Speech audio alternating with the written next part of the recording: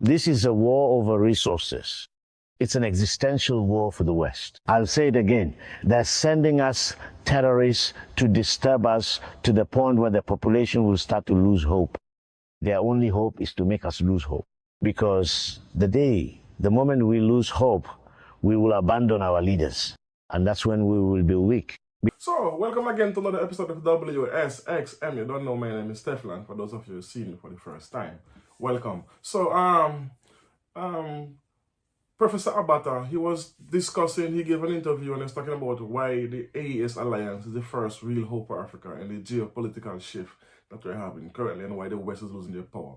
And he also spoke on a recent attack on Mali and Niger and how they get to foil the attack and nothing happened to their citizens. But he also spoke on why, like, for instance, our former heroes like Thomas Sankara and Professor Lumumba and all those other great heroes we had back in the days, in the 60s and 70s, when they speak of unity of one Africa, one currency, one passport. But what he's saying in these videos that these leaders was before their time. So the people could not actually see the vision they envisioning for themselves to help them to grow. But now, in this time, with the help of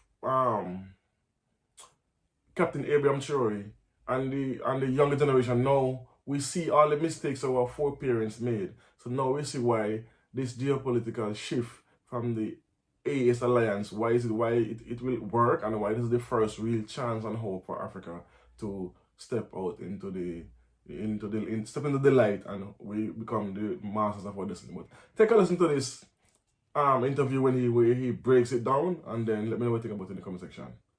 Boom. We are living, Mr. Sako, in a very, very crucial period in geopolitics today.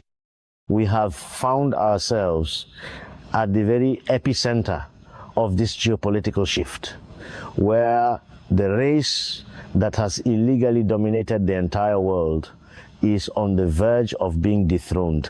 Since the so-called independences up to today, Africa has not created anything geopolitically reliable that could be compared to the AES. It has never happened.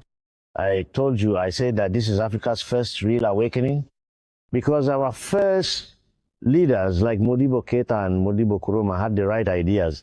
They had the intention, but the geopolitical circumstances were not favorable.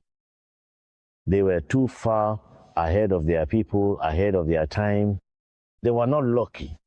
Today, the enemy is desperate. You'll even see that the way things are being done in Mali today is exactly like in Ukraine. Exactly. In fact, Mauritania is already involved. If you didn't know, there is no terrorism without involving Mr. Sako. I've always said that. Terrorism, in reality, if I may say so as a trained diplomat, there is no such thing as terrorism. They are mercenaries. It's the new form of diplomacy.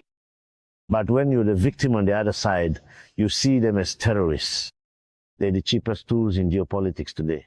The cheapest way to achieve one's goals, because the Machiavellian plan of the West today is Africa without Africans. Tell me, on what basis could Europe have become what it is today in terms of resources, if not for the total military presence imposed on Africa? If the population that makes up the AES understood the magnitude of this formation, we would all enlist in the army. This is a war over resources. It's an existential war for the West. I'll say it again. They're sending us terrorists to disturb us to the point where the population will start to lose hope. Their only hope is to make us lose hope. Because the moment we lose hope, we will abandon our leaders. And that's when we will be weak. Because today, if our leaders are strong, if they do everything they've done, and the West can't find ways to clip their wings, it's because they understand that it's the population itself, for the most part, that is behind this. And it's this support that we must always seek. And it's this explanation that we must always provide, Mr. Savon. You and us, that terrorist act there, it has no military value whatsoever. Let me explain.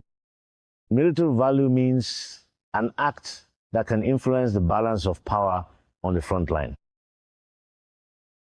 zero in that sense. This act has only one meaning, one purpose: propaganda and communication. It's the same methods. And besides, they are so limited. They are not creative in their way of operating. It doesn't change. You go to Mali, you compare it to Ukraine or even Iran. It's the same thing. And those who have the weapons, their way of operating tells you everything. They're in disarray. They're drifting, they're lost. No matter what they try to explain to you, they know they don't have much of a chance. But they always hope that by carrying out isolated attacks, they'll create panic among us, the population, because their only hope is to make us lose hope. As soon as we lose hope, we abandon the course set by our leaders. And at that point, everything will be lost and they will win. And I warn you, may God protect us, dear brother. If that happens to us, I don't even want to say we won't even have the chance to be slaves this time. We will be exterminated. When you slaughter an animal, no matter its condition, for a while it will make grimaces.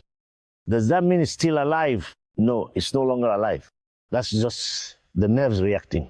That's what the West is like. The West has no more chances left. Now, with the geopolitical shift, do we want to be actors in it, or do we want to remain victims? As I told you, there will always be some residual insecurity after a country has gone through what we've endured for more than 10 years. There's no precedent in history for it to end overnight. There will always be this period of residual instability, but it will gradually subside because the enemy is aware of this head on. They don't stand a chance today. But the question now is they are going to try to demoralize the population through acts like those of the 1st of July. And as you saw, thank God, what a defeat it was for them and what a show of strength. I would say that in a way, this event was actually beneficial for the Malian army because many skeptics either fell silent, those who were more or less hesitant, or even some of them are actually shaken because the level of coordination, 7 simultaneous attacks, there should have been some breaches somewhere. And the fact that we were able to control and minimize the damage so much shows the level of professionalism. When we say the army is gaining strength, it's not just the army. I said all the cycles that make up the security system, the information, meaning intelligence, whether it's general, military, or even the military deployment, everything was so well coordinated. So that's Professor Abat, as I stated earlier in the video. It's self-explanatory. There's nothing much I can elaborate on with this, because I agree 100% with everything he's saying. But take a listen also to this report, and then I'll just wrap this up and let me know what you think about it in the comment section. Boom. There really has been a change, as you know. When President Keita and his companions, whom I call the circle of officers, took power, Mali was in a state of decay. Mali was on its deathbed. At that time, the country was divided, obviously, with separatist armed groups claiming 800,000 square kilometers, the supposed state of Azawad with Gao as its capital. Work had to be done, and the country was under an international diktat. Can you imagine that the armed and separatist groups, supported by the United Nations to oversee the implementation of the Algiers Agreement, a violation of international law to the detriment of the Republic of Mali, a member of the United Nations since 1960, were forcing this country to negotiate with outlaws? And it is precisely this diktat that President Keita, along with his compatriots and some of his friends, truly decided to put an end to. That is already a success with the liberation of Kidal. And today, the army, thanks to the efforts that have been made, is now able to operate independently. So that is a success. There has obviously been a renewal of Malian diplomacy. So that deserves to be acknowledged. There has been the Bamako-Moscow axis, which has truly allowed us to acquire the necessary weaponry. There has also been the Bamako-Ankara axis. And furthermore, the president has always stated in his geopolitical vision that Mali is open to all countries, provided that those countries respect the strategic choices of the Malian state. And in this regard as well, he's writing the contemporary history of the sub-region, and history is proving him right. When he, along with his counterparts from Burkina Faso and of course Niger, established this alliance now with Lias also present and continue to assert themselves in the region, history is once again proving him right in this fight against terrorism. This is not just a matter for President Guittard and the other decision makers. Everyone needs to get involved. You need to get involved just like the rest of us. And when I came from those hostile areas, I even helped dig the individual foxholes for a soldier to lie in while waiting for the unknown soldier so that we could sleep, so that you could sleep. He sleeps in the hole waiting for the soldier. All Malians were able to take part. This is an act of citizenship. So supporting and helping President Guittard to get there is what we can do. He's doing his best, whatever the situation may be. He is a president, a valiant officer who has truly given everything needed for the country. I'm sure that if everyone commits themselves like this, we will obviously be able to overcome this kind of threat against our country.